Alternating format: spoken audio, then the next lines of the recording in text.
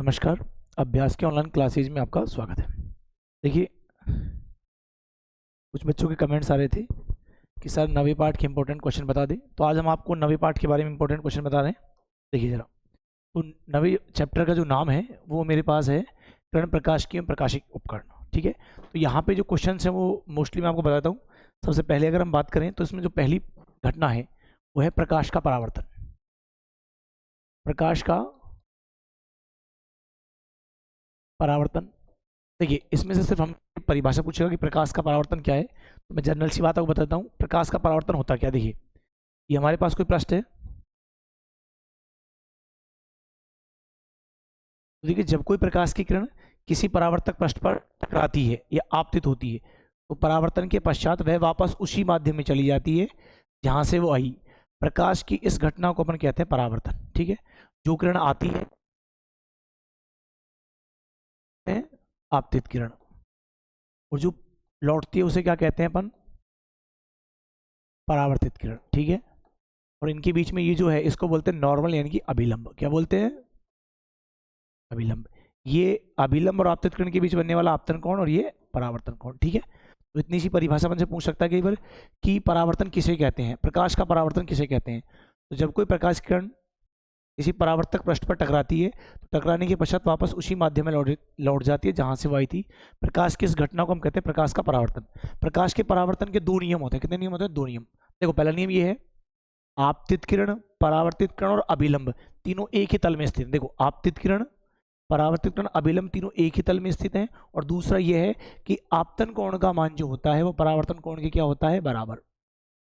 यानी कि incident angle reflected angle क्या होता है, इक्वल। यानी कि आपतन आपतन कोण तथा परावर्तन कोण का मान क्या होता है, बराबर। ये इसके दो लॉ हैं।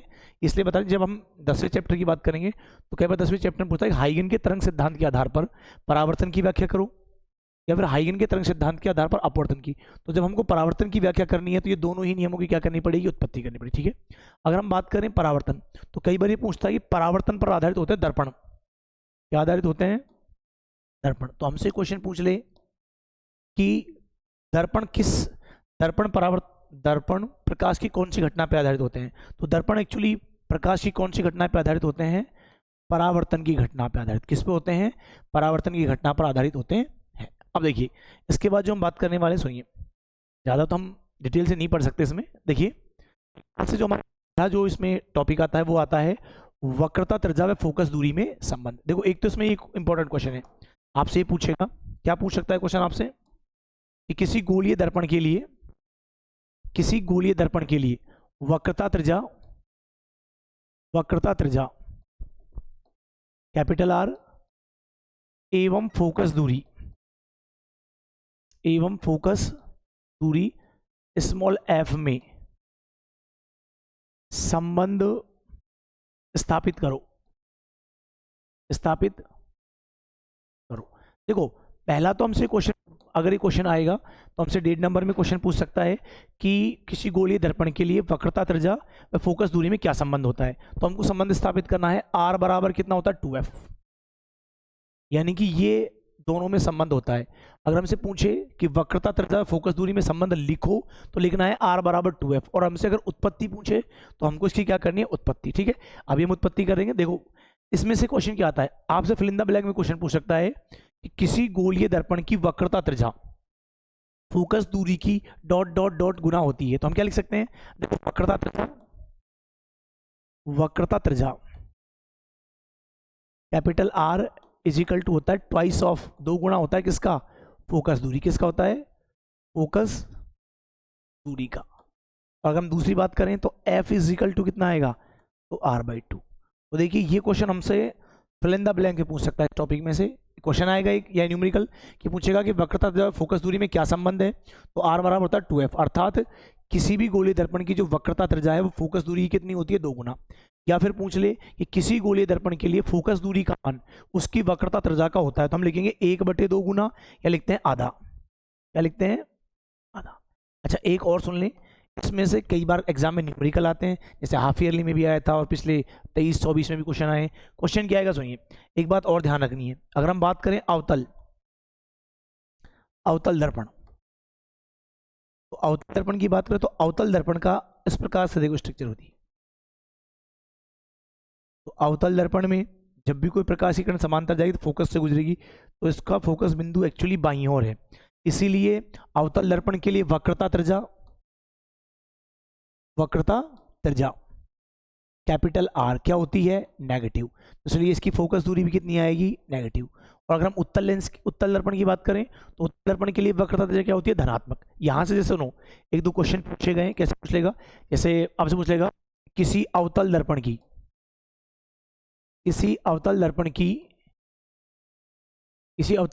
वक्रता त्रिज्या कैपिटल आर दे दी आपको, मान लो 10 सेंटीमीटर है, तो उसकी फोकस दूरी याद करो। तो हम सिंपल सी बात कर रहे हैं, अवतल दर्पण तो किसकी आएगी, माइनस की, तो आर बराबर होता है 2f। तो यहां से अपन को चाहिए फोकस दूरी, क्या याद करनी है अपन को, उसकी फोकल लेंथ। फोकस हम जानते हैं आर बराबर कितना होता है 2f, तो हमको चाहिए f, तो f इज इक्वल टू होता है r/2। तो f इज इक्वल टू कितना आएगा, -10/2। तो f इज इक्वल टू हो जाएगा -5 सेंटीमीटर। क्या आ जाएगा, 5 सेंटीमीटर। ये ध्यान रखें, कई बार क्वेश्चन में हम गड़बड़ कर सकते हैं। कई बच्चे क्या करते हैं, हमको वक्रता त्रिज्या दे रखी है, क्या दे रखी है, वक्रता त्रिज्या, और कई बच्चे वक्रता त्रिज्या दे रखी है, फिर दोबारा वक्रता त्रिज्या निकाल के कई बार जल्दबाजी में r बराबर लिख सकते हैं 2f, और फिर रखते हैं r बराबर 2 गुणा 10 की -10, तो r बराबर कई बार 20। तो जल्दबाजी ना करें, सवालों को करते समय थोड़ा सा दिमाग का उपयोग करें, ठीक है। तो ये आएगा। हो सकता है कि क्वेश्चन और पूछ ले आपसे, जैसे एक बार क्वेश्चन पूछा गया था कि किसी अवतल दर्पण की वक्रता त्रिज्या 40 सेंटीमीटर है, तो उसकी फोकस दूरी याद करें। वही अवतल दर्पण है तो क्या आएगी, माइनस, हमको f याद करना, तो f बराबर आएगा r/2, यानी कि f इजिकल टू कितना आएगा, -40/2। f इजिकल टू कितना, 20 सेंटीमीटर, यानी 20 सेंटीमीटर। अगर वक्रता त्रिज्या दे दे तो हम फोकस दूरी याद कर सकते हैं। हो सकता है कि एग्जाम में जैसे आपको फोकस दे दे कि किसी अवतल दर्पण की फोकस दूरी, किसी अवतल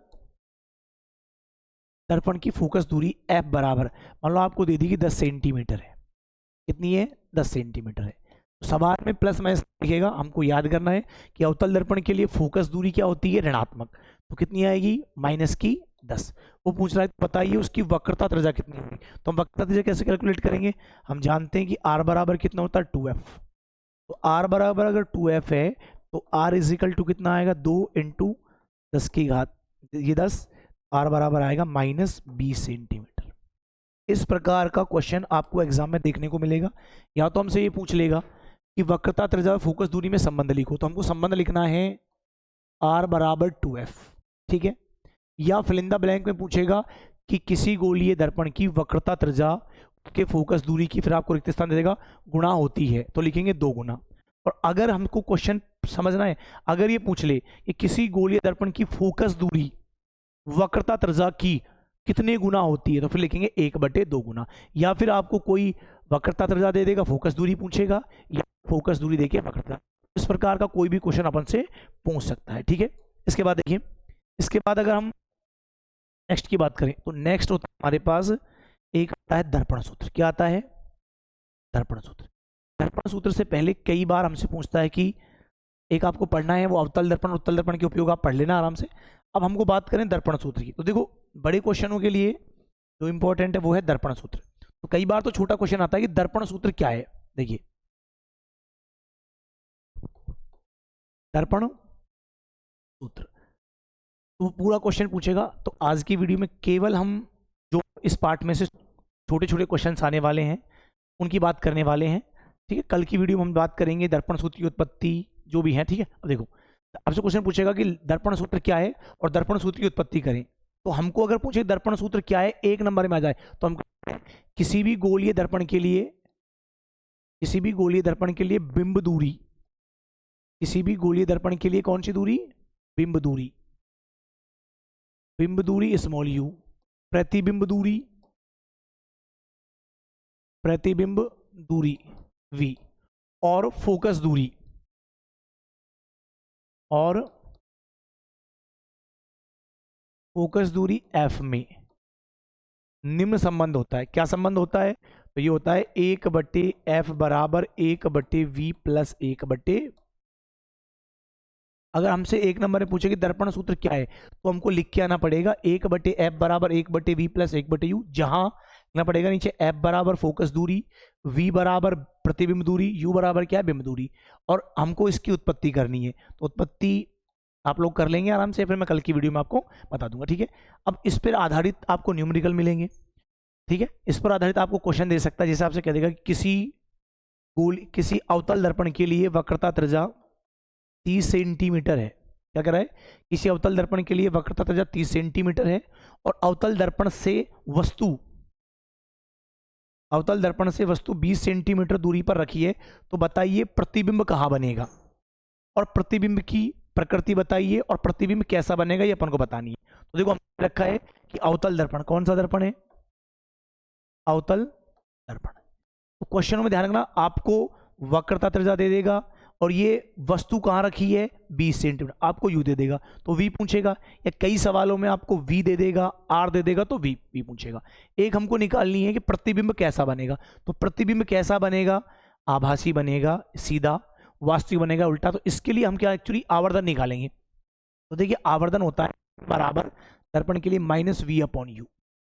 वी तो यहाँ पे एक्चुअली क्या है, प्रतिबिंब दूरी। कौन सी है, प्रतिबिंब दूरी। और अगर u की बात करते हैं, कौन सी होती है, बिंब दूरी।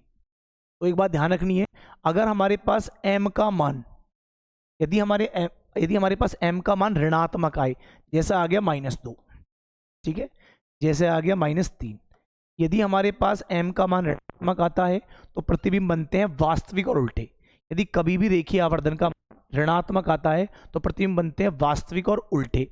और यदि m का मान मान लो ऐसे आ जाता +2, अगर m का मान आता है धनात्मक, m का मान क्या आता है धनात्मक, तो प्रतिबिंब बनेंगे आभासी और सीधे। ये ध्यान रखना है, कभी भी अगर आवर्धन का मान ऋणात्मक आता है तो प्रतिबिंब बनते हैं वास्तविक और उल्टे। और यदि m का मान ऋणात्मक आता है, धनात्मक आता है, तो प्रतिबिंब, देखो इस स्थिति में ऋणात्मक तो वास्तविक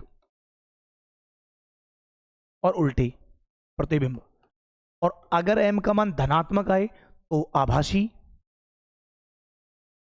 तो क्या बनेंगे, सीधे। अब देखो इसके बाद अगर हम कहें कि किसी भी रेखीय आवर्धन का मान अगर ग्रेटर देन 1 है, यानी कि संख्यात्मक मान 1 से बड़ा है, तो उसका मतलब प्रतिशत यहाँ पे है -2, तो यहाँ पे माइनस तो बता रहा है कि प्रतिबिंब वास्तविक उल्टा बनेगा। 2 का मतलब है कि जो प्रतिबिंब है वो वस्तु से 2 गुना बड़ा बनेगा। 3 का मतलब क्या है, -3, तो माइनस तो बता रहा है कि वास्तविक और उल्टा, और 3 का मतलब है कितना गुना बनेगा, 3 गुना बड़ा। यहाँ प्लस का 2 का मतलब है कि प्लस तो कह रहा है कि प्रतिबिंब आभासी सीधा बनेगा, लेकिन कितना बड़ा बनेगा, वस्तु से 2 गुना बड़ा बनेगा। तो क्वेश्चन ये है कि हमारे पास एक अवतल दर्पण है जिसकी वक्रता 30 सेंटीमीटर है और वस्तु दर्पण से 20 सेंटीमीटर दूरी पर रखिए, तो बताइए प्रतिबिंब कहाँ बनेगा और प्रतिबिंब कैसा बनेगा, उसकी प्रकृति बताइए। तो हम क्या करेंगे, इधर देखो जरा, जब इस प्रकार के क्वेश्चनों की अगर हम बात करें, तो देखिए इस प्रकार के क्वेश्चनों की जब हम बात करते हैं, देखिए तो हमको दे रखा है वक्रता त्रिज्या r बराबर, तो अवतल दर्पण के लिए -30 सेंटीमीटर है, कितनी है, -30 सेंटीमीटर। यहां से हम फोकस दूरी निकालें तो f बराबर कितना आएगा, r/2, तो f इजिकल टू आ जाएगा 30/2 यानी कि -15 सेंटीमीटर। और एक हमको दे रखी है बिंब दूरी, तो यहाँ पे बिंब दूरी भी कैसी आएगी बेटा, अवतल दर्पण के लिए बिंब दूरी भी क्या होती है, नेगेटिव। क्या होती है, नेगेटिव, 20 सेंटीमीटर। तो अब हमको निकालनी है प्रतिबिंब दूरी। क्या क्या कैलकुलेट करनी है, प्रतिबिंब दूरी। एक तो प्रतिबिंब कहाँ बनेगा, प्रतिबिंब दूरी यानी कि v, ये हमको फाइंड आउट करना है, कैलकुलेट करना है। और एक बताना है प्रकृति कैसी। प्रकृति के लिए हमको आवर्धन निकालना पड़ेगा। यदि आवर्धन का मान आता है धनात्मक तो प्रतिबिंब बनेंगे आभासी और सीधे, और यदि मान क्या आता है ऋणात्मक तो प्रतिबिंब बनेंगे वास्तविक और उल्टे। देखिए जरा हम जहां लिखेंगे दर्पण सूत्र से,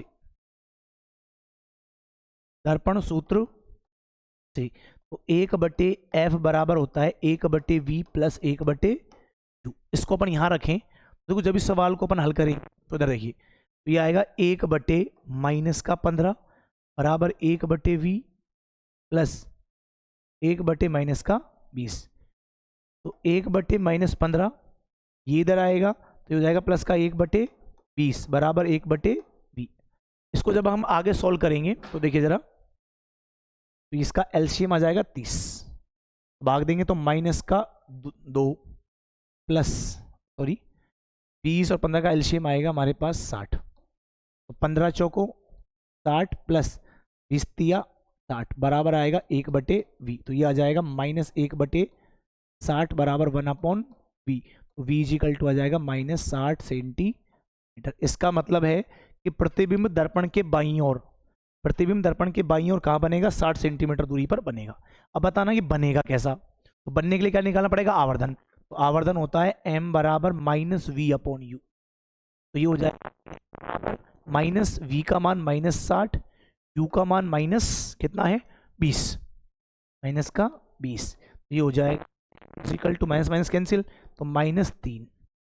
यानी कि प्रतिबिंब कैसा बनेगा, प्रतिबिंब बनेगा वास्तविक। कैसा बनेगा बेटा, वास्तविक। एक तो प्रतिबिंब बनेगा वास्तविक और कैसा बनेगा, उल्टा। अगर आकार की बात करें तो वस्तु से 3 गुना बड़ा बनता है, बड़ा बनेगा। ये अपन को ध्यान है। इस टाइप का एक क्वेश्चंस एग्जाम में पूछा जा सकता है। हो सकता है कि अपन को u दे दे, v दे दे, हो सकता है कहीं में f पूछ ले। तो इस टाइप का क्वेश्चन ध्यान रखना है। या एक क्वेश्चन और बन सकता है, अगर आपसे पूछ ले कि किसी दर्पण के लिए m का मान -1 है, यदि किसी दर्पण के लिए m का मान -1 है, तो बताइए वस्तु कहाँ रखी जाएगी। तो हम जानते हैं कि जब वस्तु c पर है, तो जब वस्तु C पर है तो उसका प्रतिबिंब C पे बनता है। इसका मतलब जब वस्तु वक्रता केंद्र पर रखी है तो U और V दोनों बराबर होते हैं। यानी कि अगर वस्तु 30 सेंटीमीटर दूरी पे है तो प्रतिबिंब भी कहाँ बनेगा, 30 सेंटीमीटर दूरी पे। तो आवर्धन आ सकता है 1 -1। तो -1 का मतलब जितनी बड़ी वस्तु होगी उतना ही बड़ा क्या बनेगा, प्रतिबिंब। और वस्तु कहाँ रखी होगी, वक्रता केंद्र पे। इस टाइप का कोई भी हमारे पास क्वेश्चन है, ठीक है, इस टाइप का क्वेश्चन कर लें। अच्छा, इसके बाद हम बात करें, हाँ तो मैं आपको दोबारा बताता हूँ, अगर आपसे क्वेश्चन पूछे तो ये क्वेश्चन पूछ सकता है यहाँ से, बड़ा क्वेश्चन पूछेगा। ये क्या पूछेगा कि दर्पण सूत्र किसे कहते हैं और दर्पण सूत्र की उत्पत्ति करें। तो ये आप बड़ा क्वेश्चन इसमें इस पार्ट में से जरूर कर लें सारे बच्चे एक बार। अच्छा, इसके बाद नेक्स्ट अगर हम देखें, देखिए नेक्स्ट हमने बताया, इसके बाद देखिए दर्पण सूत्र के बाद है इधर रखा है पूर्ण आंतरिक परावर्तन। ये क्वेश्चन जरूर पूछेगा। तो मैं आपको बताता हूँ पूर्ण आंतरिक परावर्तन है क्या। तो इसको थोड़ा देख लें यहाँ पे एक बार जरा। बात करते हैं अपन TIR की। किसकी बात करते हैं, पूर्ण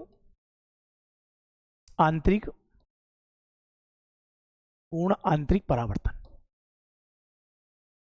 देखो इसमें तक क्वेश्चन क्या पूछा गया है, हिसाब से एक बार क्वेश्चन पूछा गया कि पूर्ण आंतरिक परावर्तन किसे कहते हैं, पूर्ण आंतरिक परावर्तन की शर्तें लिखे, और पूर्ण आंतरिक परावर्तन के लिए अपवर्तनांक व क्रांतिक कोण में क्या संबंध है। तो उसमें से मैं आपको देखो, पहला क्वेश्चन पूछेगा पूर्ण आंतरिक परावर्तन किसे कहते हैं, परिभाषा पूछ लेगा, या पूछेगा कि पूर्ण आंतरिक परावर्तन की शर्तें क्या है, या पूछेगा पूर्ण आंतरिक परावर्तन के लिए अपवर्तनांक व क्रांतिक कोण में क्या संबंध है, या फिर पूर्णांतरिक जो परावर्तन उसके दैनिक जीवन में क्या उपयोग है, ये करना है। तो सबसे पहले अपन पढ़ते हैं पूर्णांतरिक परावर्तन। देखिए जरा, अगर हम बात करें पूर्णांतरिक परावर्तन की, तो यहाँ पे हमारे पास एक ही चित्र की 3 स्थितियां दिखा रहा हूं मैं। यहाँ पे देखो, नीचे वाला है डेंसर यानी कि सघन माध्यम, और ऊपर वाला है रेयर यानी कि विरल माध्यम। तो पहली बात ये, जब कोई प्रकाश की किरण सघन माध्यम से विरल माध्यम में जाती है तो प्रकाश की किरण अभिलंब से क्या हटेगी, दूर हटेगी। क्या हटेगी, दूर। तो यानी कि यहाँ पर ये है I और ये है R। तो यहाँ पे ये कौन सी किरण है, अपवर्तित किरण। कौन सी किरण है बेटा, अपवर्तित किरण। कौन सी किरण है, अपवर्तित किरण। और यहाँ पे ये कौन सी किरण है, आपतित किरण। कौन सी किरण है, आपतित किरण। किरण है आपतित किरण।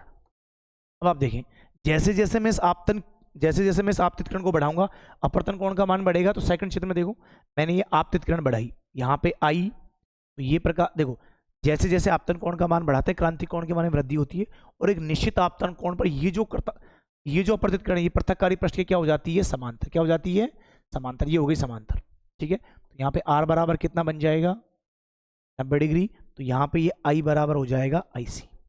यानी कि जैसे जैसे आपतन कोण का मान बढ़ाया जाता है, क्रांतिक कोण के मान में जैसे जैसे आपतन कोण का मान बढ़ाया जाता है, अपवर्तन कोण के मान में वृद्धि होती है, और अपवर्तित किरण पृथककारी पृष्ठ के समांतर हो जाती है, अर्थात अपवर्तन कोण का मान 90 डिग्री हो जाता है।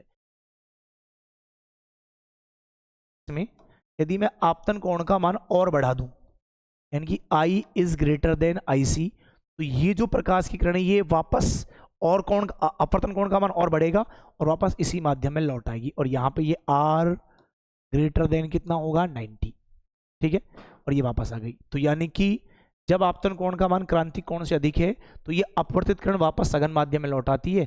प्रकाश की इस घटना को बोलते हैं पूर्ण आंतरिक परावर्तन, TIR, टोटल इंटरनल रिफ्लेक्शन।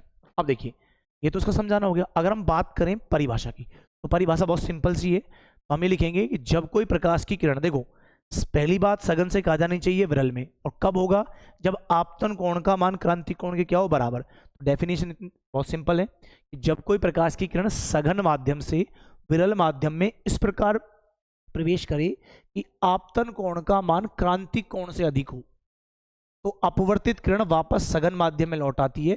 प्रकाश की इस घटना को पूर्ण आंतरिक परावर्तन कहते हैं। इसकी परिभाषा है, क्या कह रहा हूं मैं, जब कोई प्रकाश की किरण सघन माध्यम से विरल माध्यम में इस प्रकार प्रवेश करे कि आपतन कोण का मान क्रांतिक कोण से अधिक हो तो अपवर्तित किरण वापस सघन माध्यम में लौटाते हैं। प्रकाश की इस घटना को अपन क्या कहते हैं, पूर्ण आंतरिक परावर्तन कहते हैं। ठीक है, डेफिनेशन। इसके बाद आपसे पूछेगा कि क्रांतिक कोण क्या है, पूछ ले कि भाई क्रांतिक कोण क्या है। एक परिभाषा पूछ ले क्रांतिक कोण क्या है, यानी कि IC। तो सिंपल सी परिभाषा है, आपतन कोण का वह निश्चित मान, देखो आपतन कोण का वह निश्चित मान जिस पर अपवर्तन कोण का मान कितना हो जाता है 90 डिग्री, जिस पर अपवर्तन कोण का मान कितना हो जाता है 90 डिग्री, उसे कहते हैं क्रांतिक कोण। क्या कहते हैं, क्रांतिक कोण। परिभाषा होगी। बात करेंगे पूर्णांतरिक परावर्तन की शर्त क्या है। तो पूर्णांतरिक परावर्तन की दो शर्तें हैं। पहली शर्त यह है कि प्रकाश की किरण सघन से विरल माध्यम में प्रवेश करनी चाहिए। पहली शर्त तो ये है कि प्रकाश की किरण सघन से विरल माध्यम में प्रवेश करनी चाहिए, और दूसरी शर्त यह है कि आपतन कोण का मान क्रांतिक कोण से क्या होना चाहिए, अधिक होना चाहिए। ये दोनों शर्तें हैं और कुछ नहीं है। अब सुनिए, इसमें पूछेगा कि अपवर्तनांक व क्रांतिक कोण में क्या संबंध है। तो हम क्या कर रहे हैं, सुनिए इधर देखो, कि प्रकाश की किरण सघन से विरल में जा रही है, तो हम जानते हैं कि जब प्रकाश की किरण, तो हम लिखेंगे स्नेल के नियम से, इसके नियम से, स्नेल के नियम से। तो स्नेल का नियम ये कहता है कि, स्नेल का नियम क्या, सुनिए स्नेल का नियम ये है कि आप अगर आपसे अलग से पूछ ले कि स्नेल का नियम क्या, एक बार पूछा गया है कि स्नेल का नियम क्या है, तो सुन लीजिए। अपवर्तन की घटना में आपतन कोण की जा, यानी कि आपतन कोण होता है साइन आई, तो अपवर्तन की घटना में आपतन कोण की जा तथा अपवर्तन कोण की जा का अनुपात एक नियतांक होता है। उस नियतांक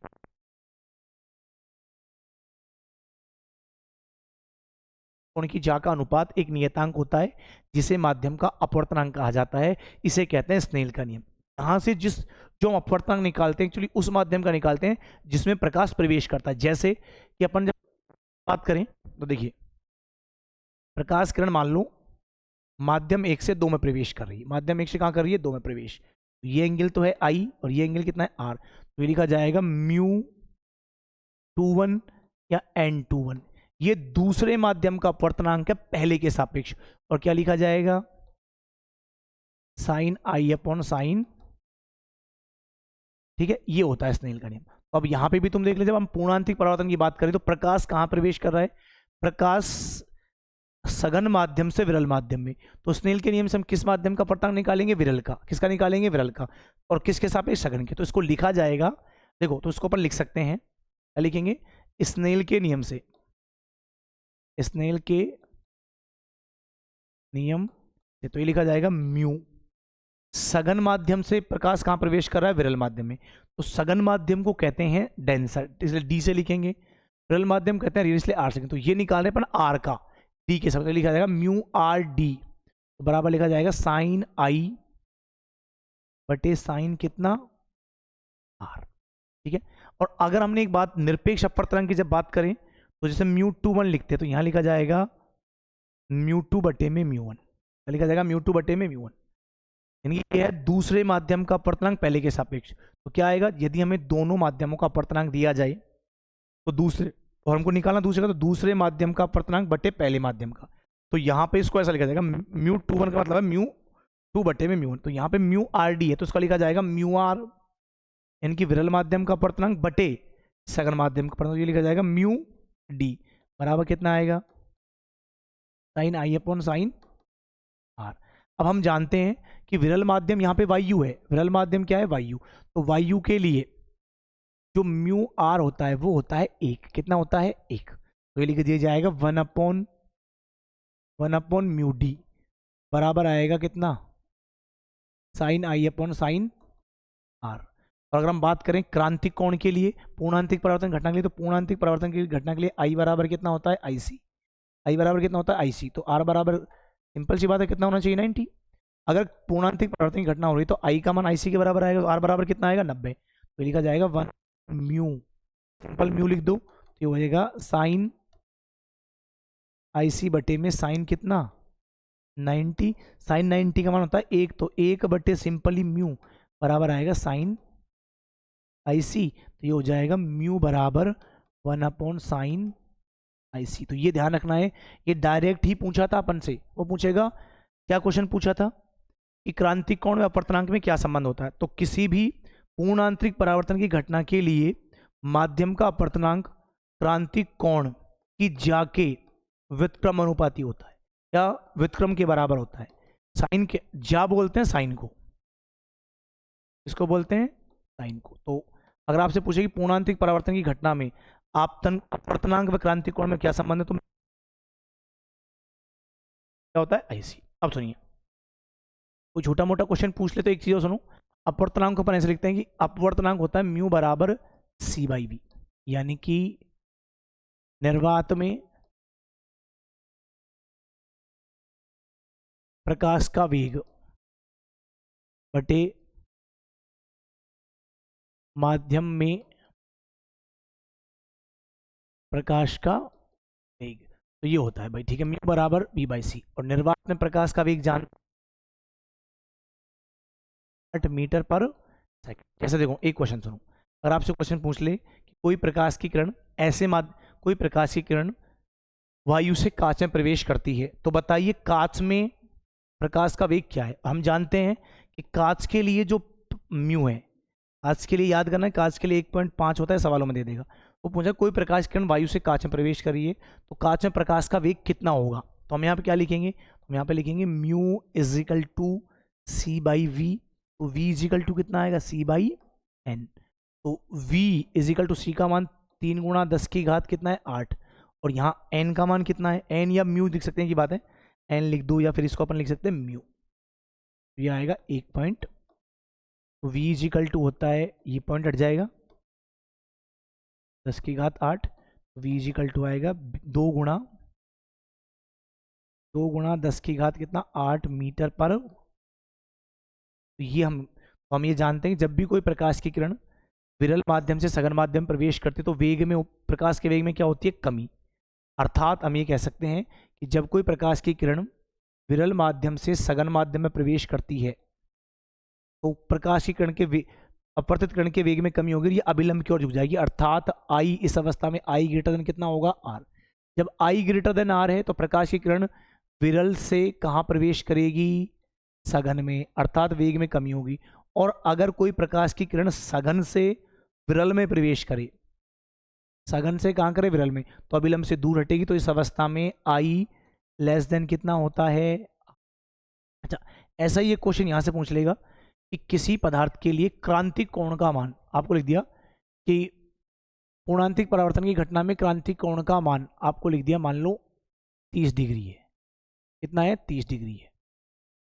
क्वेश्चन लिख दिया कि पूर्णांतिक परावर्तन घटना में क्रांतिक कोण का मान 30 डिग्री है, तो बताइए सघन माध्यम में प्रकाश का वेग कितना होगा। सबसे पहले अपन आई सी बराबर दे रखा 30 डिग्री, तो क्या लिखेंगे? म्यू बराबर कितना आएगा? 1/, म्यू बराबर आएगा 1/साइन कितना? आई सी। जब मान रखेंगे तो म्यू इजिकल टू 1/ कितना? साइन कितना? 30 डिग्री। तो म्यू इजिकल टू 1 बटे साइन 30 का मान 1/2। तो म्यू इजिकल टू कितना? 2। ये तो आया है म्यू, और हम जानते हैं कि हमको वेग चाहिए, तो हम जानेंगे म्यू बराबर कितना होता है? सी बाई वी। तो वी इजिकल टू कितना आएगा? सी बाई म्यू। तो वी इजिकल टू सी का मान है 3 गुणा 10 की घात 8, ठीक है, और इसका मान है 2। तो ये आ जाएगा वी इजिकल टू 1.5 गुणा 10 की घात 8 मीटर पर, ठीक है। तो ये पूर्णांतरिक परावर्तन पद, ठीक है। पूर्णांतरिक परावर्तन किसे कहते हैं? क्रांतिक कोण, शर्तें और इसका संबंध। एक और है, कई बार पूछता है पूर्णांतरिक परावर्तन के दैनिक जीवन में उपयोग। यहाँ से 2-3 क्वेश्चन है, सुनिए। मृग मरीचिका क्या है? मृग मरीचिका क्या है? क्या है? या इसको कह सकते हैं दृष्टि भ्रम। क्या बोल सकते हैं? दृष्टि भ्रम। केवल इतना ही पूछा, इसकी व्याख्या नहीं पूछा। हीरा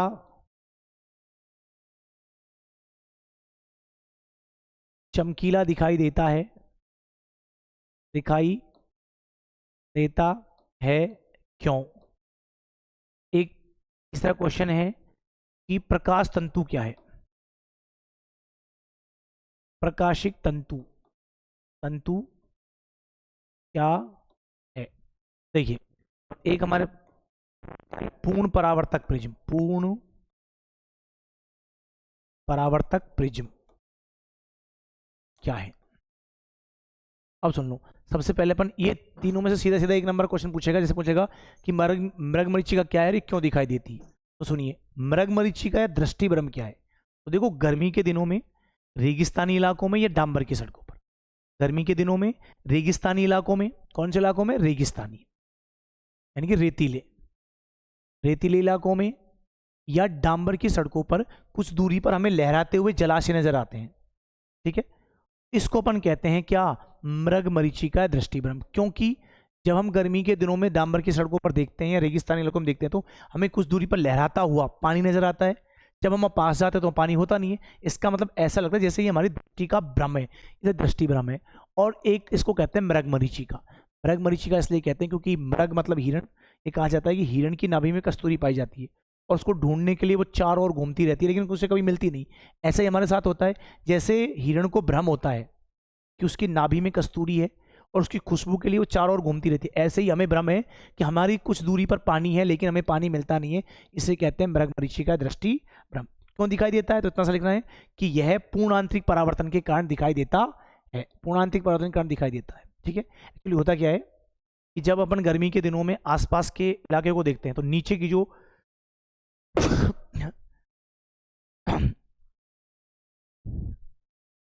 नीचे की जो सतह है वो तो हो जाती है थोड़ी ज़्यादा गर्म। ये तो ज़्यादा गर्म हो गई, ये तो है ज़्यादा गर्म गर्म। और ऊपर की जो वायु है वो थोड़ी सी होती है ठंडी। क्या होती है? ठंडी। ठीक है, तो जब यहाँ पर अगर हमारे पास मान लो कोई पेड़ पौधा है, यहाँ पे ये देखो, ये कोई इस प्रकार के पेड़ पौधे हैं, तो जब यहाँ से हम इसको देखते हैं तो देखो प्रकाश किरण ऐसे आएगी और इधर जाएगी। तो ए और ये तो ऊपर की वायु ठंडी है, नीचे की वायु है गर्म, तो प्रकाश की किरण क्या होगी? ठंडी से गर्म। इसका मतलब ठंडी वायु का मतलब है कि वहां पे जो वायु के कण पास पास है तो कैसा माध्यम होगा? सघन। और नीचे की वायु ज्यादा गर्म है तो कैसा माध्यम होगा? विरल। तो प्रकाश किरण जब सघन, जब गर्मी के दिनों में डांबर की सड़कों पे या आसपास के इलाकों में जो पेड़ पौधे होते हैं उनकी परछाई जब ठंडी वायु से गर्म वायु में प्रवेश करती है और आपतन कोण का मान क्रांतिक कोण से अधिक हो जाए तो हमें इसका प्रतिबिंब, देखो इधर से, तो ये प्रतिबिंब यहाँ से आता हुआ नजर होगा, तो यहाँ पे हमको इस वृक्ष का प्रतिबिंब उल्टा दिखाई देगा। और हम जानते हैं कि उल्टे प्रतिबिंब हमेशा कहाँ दिखते हैं? जल में। हालांकि इतना नहीं पूछेगा, हमसे पूछेगा कि मृग मरीचिका का यार क्यों दिखाई देता, हम कह देंगे कि गर्मी के दिनों में रेगिस्तानी इलाकों में कुछ दूरी पर हमें लहराते हुए जलाशय नजर आते हैं, उसे कहते हैं मृग मरीचिका दृष्टि भ्रम और पूर्णांतरिक परावर्तन के कारण दिखाई देती है। ये सीधा क्वेश्चन पूछेगा, हीरा चमकीला दिखाई देता है क्यों? तो एक ही आंसर लिखना है, पूर्णांतरिक परावर्तन के कारण। एक ये पूछता है प्रकाशिक तंतु क्या है? क्या पूछता है? प्रकाशिक तंतु क्या है? तो कुछ भी नहीं है, ये इसको बोलते हैं ऑप्टिकल फाइबर। इतना पूछेगा कि प्रकाशिक तंतु क्या है, इसका क्या उपयोग है? सुन लो, प्रकाशिक तंतु पूर्णांतरिक परावर्तन की घटना पर आधारित एक ऐसा उपकरण है जिसकी सहायता से प्रकाश संकेतों को, जिसकी सहायता से प्रकाश संकेतों को बिना सकता है, इसे प्रकाशिक तंतु कहते हैं। प्रकाशिक तंतु में कहा जाता है कि प्रकाशिक तंतु का जो आकार होता है, देखो इस टाइप का होगा। प्रकाशिक तंतु का जो आकार है, प्रकाशिक तंतु का आकार मनुष्य के बाल के समान होता है। ठीक है, इसकी जो बाहर की सतह है उसको अपन बोलते हैं क्लेडिंग, क्लेडिंग, और अंदर वाली को बोलते हैं कोर। ठीक है, तो जब इसमें प्रकाश, देखो ऐसे इधर गया फिर इधर फिर इधर, तो इस प्रकार से इसमें बार बार पूर्णांतरिक परावर्तन होता है, इस प्रकार से दिखाई देता है। तो सिर्फ ये ध्यान रखना है, इस प्रकाशिक तंतु का उपयोग करते हैं। देखो पूछेगा प्रकाशिक तंतु का उपयोग क्या है। तो प्रकाशिक तंतु का पहला उपयोग ये है कि प्रकाशिक तंतु का बड़ी मात्रा में प्रकाशिक संकेतों को बिना ऊर्जा हानि के एक स्थान से दूसरे स्थान तक भेजने के लिए किया जाता है। और एक प्रकाशिक तंतु का जो उपयोग करते हैं वो सजावटी सामानों में किया जाता है। और एक बोलते हैं एंडोस्कोपी। तो कई बार पूछा कि एंडोस्कोपी बोलता है एंडोस्कोपी। तो एंडोस्कोपी में किसका उपयोग करते हैं, तो एंडोस्कोपी में पूर्ण आंतरिक परावर्तन का क्या है, हमारे शरीर के आंतरिक भागों का दृश्यावलोकन करने के लिए, हमारे शरीर के आंतरिक भागों का दृश्यावलोकन करने के लिए हम प्रकाशिक तंतु को हमारे शरीर के अंदर प्रवेश कराते हैं, उसका दृश्यावलोकन किसी भी मॉनिटर या कंप्यूटर की एलईडी पे करते हैं, तो उसको अपन बोलते हैं एंडोस्कोपी। क्या बोलते हैं, एंडोस्कोपी। एक है पूर्ण परावर्तक प्रिज्म। देखिए पूर्ण परावर्तक प्रिज्म क्या है, पहली बात तो ये कि पूर्ण परावर्तक प्रिज्म पूर्ण आंतरिक परावर्तन की घटना पर आधारित होते हैं और इनका उपयोग करते हैं प्रकाश के मार्ग को 90 डिग्री या 180 डिग्री मोड़ने के लिए। हम जिन प्रिज्मों का उपयोग करते हैं उन्हें कहते हैं पूर्ण परावर्तक प्रिज्म। देखो यहाँ से प्रकाश आया, ऐसे परावर्तक प्रिज्म में से आया, ये इधर चला जाएगा। इसने तो क्या किया, ए बी सी, और ये समकोणिक होते हैं, समकोणिक प्रिज्म जिनकी सहायता से प्रकाश के मार्ग को 90 डिग्री या 180 डिग्री मोड़ा जाता है, उन्हें परावर्तक प्रिज्म कहते हैं। ठीक है, और ये पूर्ण आंतरिक परावर्तन किस पे, आंतरिक परावर्तन की घटना पे क्या होता है, आधारित। तो देखिए चित्र बनाएं तो इस प्रकार का होता है। देखो कैसे बना रहा हूं मैं, यहां से देखो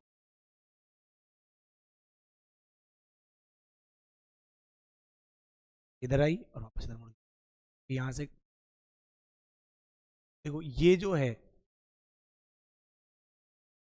प्रकाशिक मार्ग यहाँ पे कितना मुड़ रहा है, 180 डिग्री से।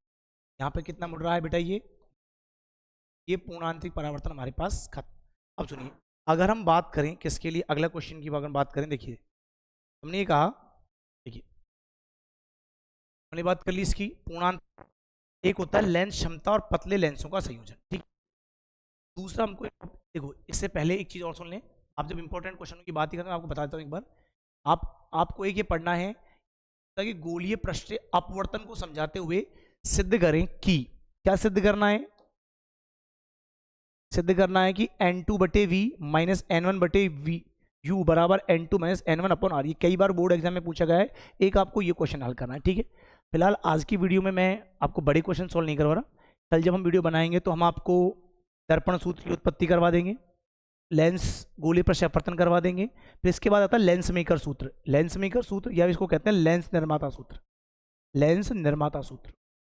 ये इंपॉर्टेंट क्वेश्चन है, लेंस निर्माता सूत्र। इसमें क्या पूछेगा, तो ये लेंस निर्माता सूत्र होता है 1/f बराबर N2 माइनस N1 बटे में N1 1/R1 माइनस 1/R2। कई बुक्स में इसको ऐसा भी लिखा जाता है, देखो कई बुक्स की बात करें तो लेंस सूत्र 1/f बराबर लिखा जाता है N2 बटे N1 माइनस 1, N2 बटे N1 माइनस 1, और ये 1/R1 माइनस 1 कितना लिखा जाएगा, R2, और ये N2 बटे N1 को कहते हैं N21। तो कई बुक्स में ये लिखा जाएगा 1/f बराबर N21 माइनस 1 ब्रैकेट 1 कितना, R1 माइनस, ये फॉर्मूला होता है। ठीक है भाई, एक ही अपन को याद करना है, ठीक, बड़े क्वेश्चनों में। और एक हमारे पास है ये लास्ट, यह प्रिज्म, ये इंपॉर्टेंट है इस साल के लिए। हो सकता है पूछे प्रिज्म से अपवर्तन को समझाते हुए सिद्ध करें, क्या पूछेगा, प्रिज्म से अपवर्तन को समझाते हुए सिद्ध करें कि म्यू या एन बराबर sign del M plus a/2 बटे में साइन a/2। यहाँ पे डेल एम जो है, एक्चुअली डेल एम है विचलन कोण, कौन सा कोण है, विचलन कोण, और यहाँ पे a कहते हैं प्रिज्म कोण को, और हम जो प्रिज्म काम में लेते हैं वो होता है समकोणिक। तो प्रिज्म कोण हमारे लिए कितना होता है, 60 डिग्री, कितना होता है, 60 डिग्री। एक बार ये बड़ा क्वेश्चन है, ये आपको याद करना है। इसके अलावा इसमें से क्वेश्चन एक बार पूछा गया था कि विचलन कोण में प्रिज्म कोण के मध्य एक नंबर में ग्राफ बनाइए। तो देखो इस टॉपिक को अपन पढ़ेंगे तो ये तो है विचलन कोण, और यहाँ पे, और विचलन कोण और जब आपतन कोण का ग्राफ बनाते हैं तो वो ग्राफ इस प्रकार का आता है। देखो यहाँ से करेंगे इस प्रकार कि प्रारंभ में जब आपतन कोण का मान बढ़ाते हैं तो विचलन कोण के मान में कमी होती है, और एक निश्चित आपतन कोण पर विचलन कोण का मान न्यूनतम प्राप्त होता है, जिसे अपन लिखते हैं डेल।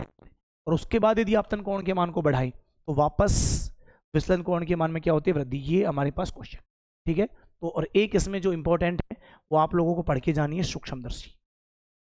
कि सूक्ष्मदर्शी क्या है, और सूक्ष्मदर्शी में भी कौन सी, संयुक्त सूक्ष्मदर्शी। कौन सी, संयुक्त सूक्ष्मदर्शी क्या है, उसकी बनावट और उसके आवर्धन के सूत्र क्या करो, उत्पत्ति करो। ठीक है, इसके बाद देखो मैं छोटे क्वेश्चन एक और था हमारे पास, वो बता देता हूँ।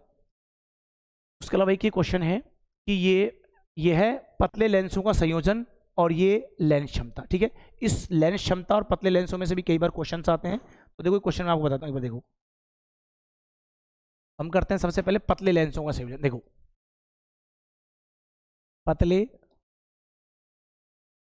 लेंसों का संयोजन, तो पतले लेंसों के संयोजन से पहले मैं आपको बता देता हूँ लेंस क्षमता क्या है। क्या है लेंस क्षमता, लेंस क्षमता टॉपिक जो इंपॉर्टेंट टॉपिक है वो 4-5 टॉपिक बड़े हो कल करवा देंगे। देखो लेंस क्षमता, तो लेंस क्षमता क्या सुनिए, प्रकाश, देखो किसी भी गोलीय लेंस द्वारा, किसी भी गोलीय लेंस द्वारा प्रकाश की किरणों को फैलाना। देखो इस टाइप इनको फैला देगा। और अगर हम उत्तल लेंस की बात करें, देखो अवतल लेंस, कौन सा, अवतल, अवतल लेंस, इसका एक नाम होता है अपसारी। क्या होता है, अपसारी। तो अगर हम उत्तल की बात करें तो उत्तल से जो प्रकाश किरणें आएगी उन सबको एक जगह क्या करेगा, इकट्ठा करेगा, इसीलिए इसको कहते हैं उत्तल लेंस, या इसको अपन कहते हैं कौन सा, अभिसारी। अभिसारी एक्चुअली जो अवतल लेंस है वो प्रकाश की किरणों को डाइवर्ज करता है, यानी कि फैलाता है, इसे डाइवर्जिंग लेंस कहते हैं। और ये क्या करता है, इनको इकट्ठा करता है, इसलिए इसको कन्वर्जिंग लेंस कहते हैं। ठीक है, अब सुनो, तो किसी गोलीय लेंस द्वारा प्रकाश की किरणों को अभिसरित, अभिसरित यानी कि एक जगह इकट्ठा करना, जो काम कौन करता है, उत्तल, या अपसरित करने की क्षमता, या अपसरित करने की क्षमता क्या कहलाती है, लेंस क्षमता कहलाती है। कि किसी गोलीय लेंस द्वारा प्रकाश की किरणों को फैलाना यानी कि अपसरित करना, इकट्ठा करना यानी कि अभिसरित करने की क्षमता को क्या कहते हैं, लेंस क्षमता कहते हैं। और लेंस क्षमता की जब फॉर्मूले की बात करें, ये पूछता है कि लेंस क्षमता और फोकस दूरी में क्या संबंध है। तो लेंस क्षमता, किसी भी लेंस की लेंस क्षमता का मान उसकी फोकस दूरी के व्युत्क्रम, उसकी फोकस दूरी के व्युत्क्रम के बराबर होता है। तो लेंस क्षमता बराबर होता है 1 में फोकस दूरी। तो P इजिकल टू कितना आएगा, 1 में, ये लेंस क्षमता का फॉर्मूला, P इजिकल टू कितना, 1/f। अगर हम बात करें लेंस क्षमता के मात्रक की, तो देखो लेंस क्षमता का मात्रक होता है 1/मीटर। क्या होता है, 1/मीटर। ठीक है, और इस 1/मीटर को अपन कहते हैं डायप्टर, किससे लिखते हैं, डी से। तो हम कह सकते हैं कि लेंस क्षमता का जो मात्रक है या तो होता है 1/मीटर, या इसको अपन क्या कहते हैं, डायप्टर। क्या कहते हैं, डायप्टर। अब सुनो, अगर हम बात करें उत्तल लेंस की, उत्तल लेंस, तो उत्तल लेंस के लिए लेंस क्षमता का मान होता है धनात्मक, यानी कि जो आएगा वो प्लस का डी आएगा। और अगर अवतल लेंस की बात करें, तो अवतल लेंस की बात करें तो अवतल लेंस के लिए जो लेंस क्षमता है वो क्या होती है, नेगेटिव। ध्यान रखना, उत्तल लेंस के लिए प्लस, लेंस के लिए क्या होती है, माइनस। एक बात और याद रखनी, जब भी हमको क्वेश्चन करेंगे, जब हमको फोकस दूरी सेंटीमीटर में दी जाए तो हमको उसको चेंज करना है मीटर में। क्या करना है, मीटर में। और यदि, ठीक है, और यदि हमको जब लेंस क्षमता दी जाए तो 2 प्रकार के सवाल पूछेंगे। अपन को फोकस दूरी दे देगा, लेंस क्षमता पूछेगा, लेंस क्षमता दे देगा, फोकस दूरी पूछेगा। जैसे क्वेश्चन सुनो, दो ही चीजें याद करनी है यहाँ से कि लेंस क्षमता क्या है, प्रकाश की किरणों को अभिसरित व अपसरित करने की क्षमता लेंस क्षमता कहलाती है। लेंस क्षमता का मान फोकस दूरी के व्युत्क्रम के बराबर होता है, अर्थात P इज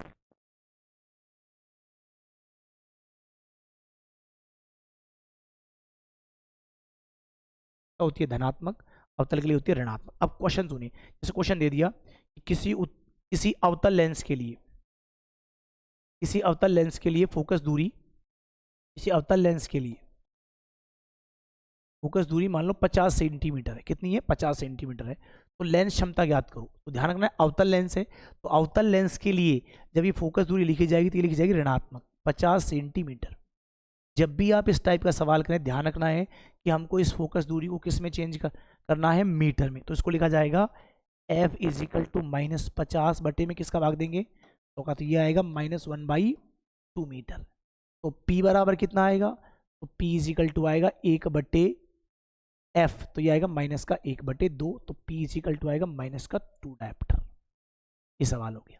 ठीक है, और अगर मान लो उत्तल लेंस दे देता तो उत्तल लेंस में भी जैसे मान लो उत्तल लेंस का कोई सवाल आता, उत्तल लेंस देता मेरे पास फोकस दूरी 40 सेंटीमीटर है,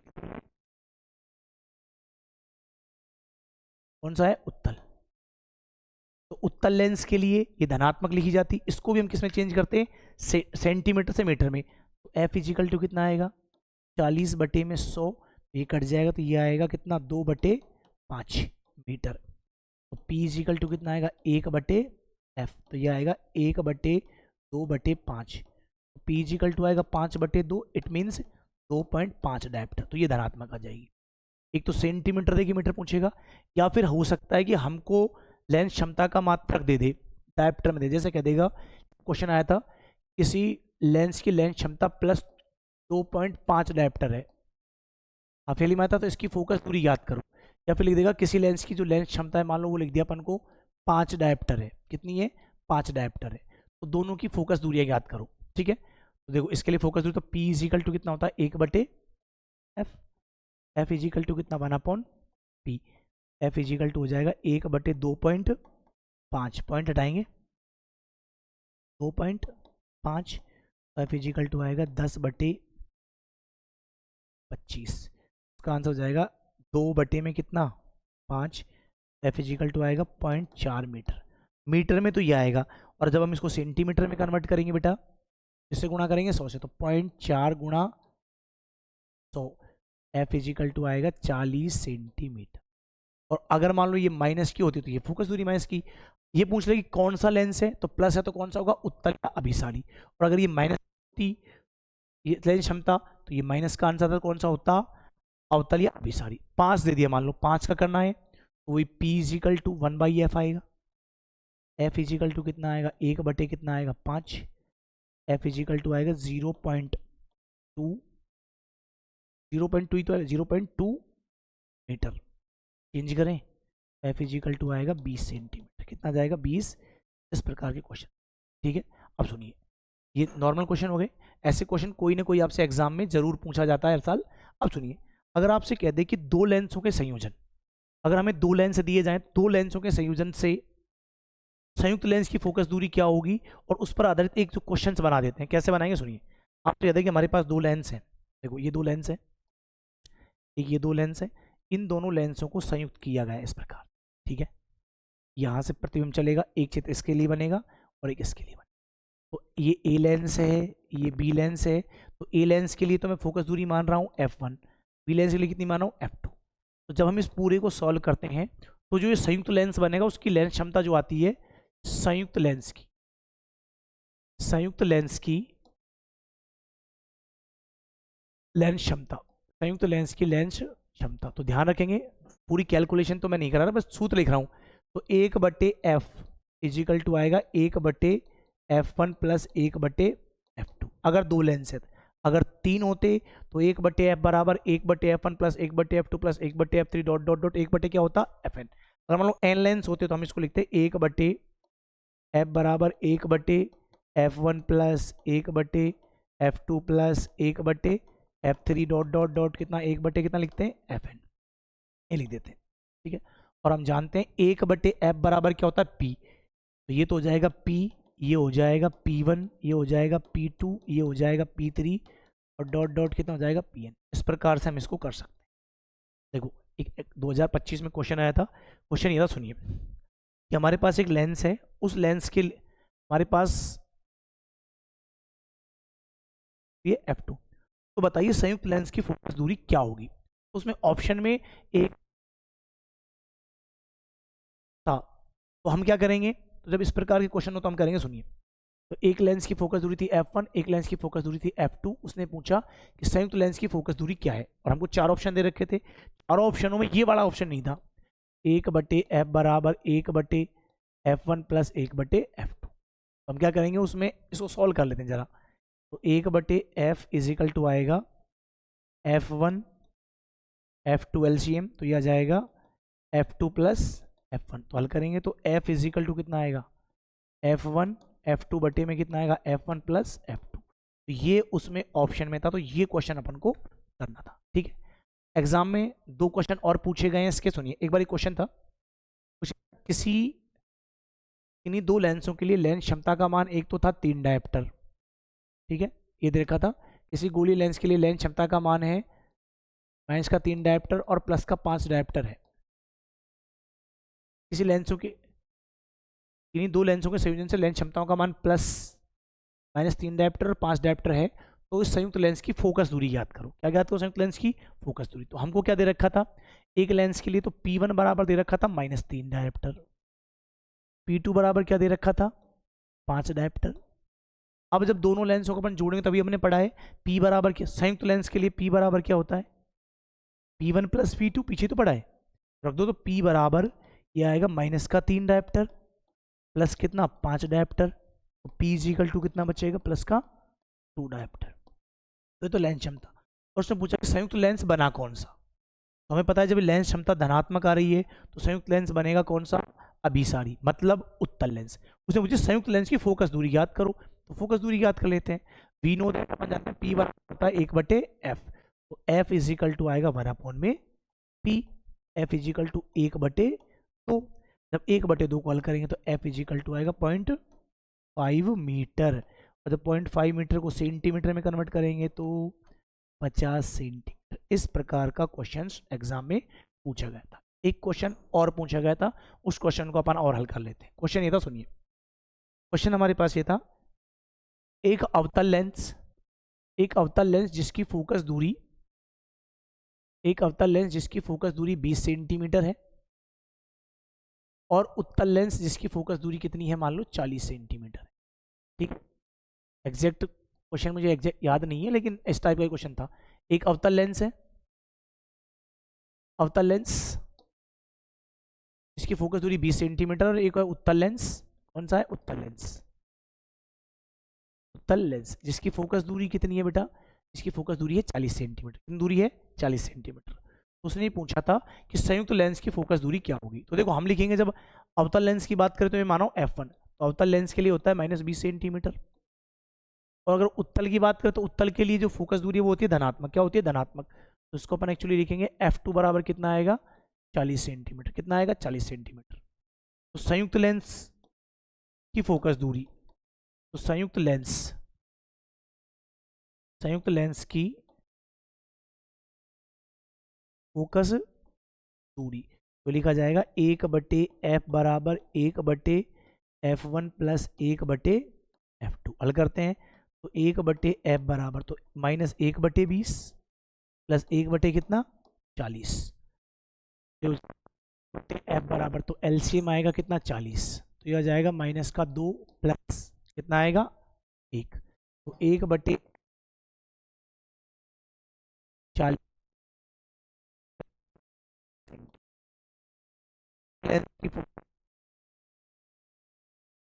मुझे कि ये संयुक्त लेंस बना कौन सा है, तो हम यहाँ पे बनेगा कौन सा, माइनस आ रही है, माइनस किसके लिए होती है, अवतल के लिए। इसके लिए, अवतल के लिए।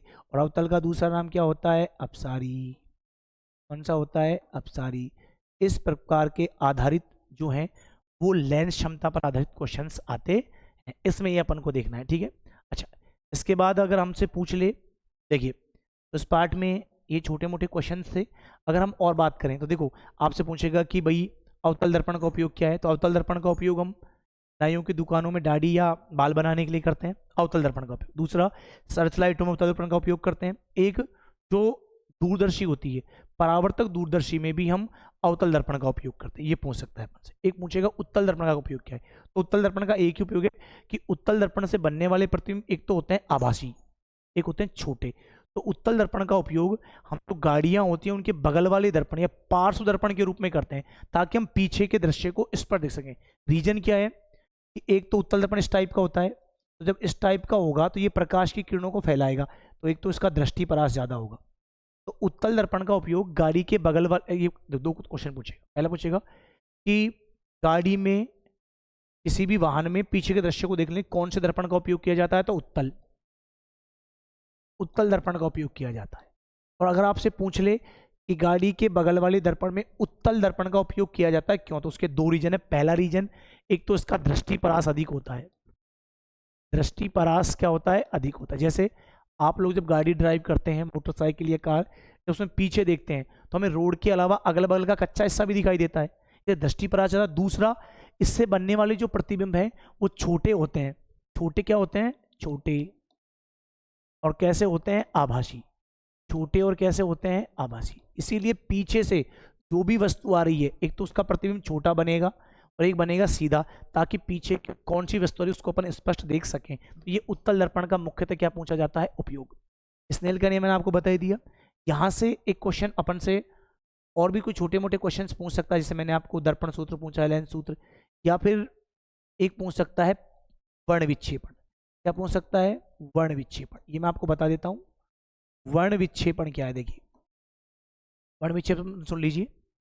देखो ये हमारे पास प्रिज्म है, ये हमारे पास क्या है? प्रिज्म। क्या है?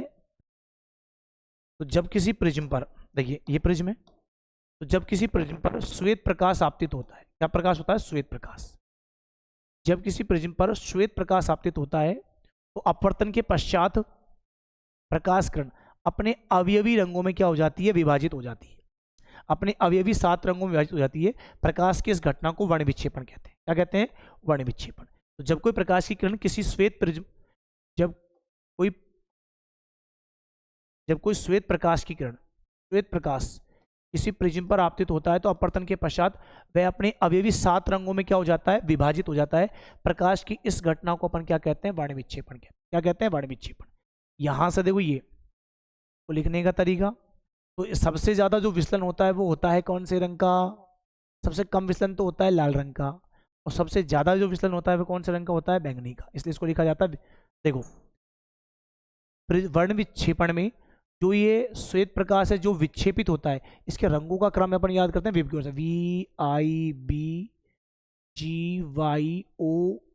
विबग्योर।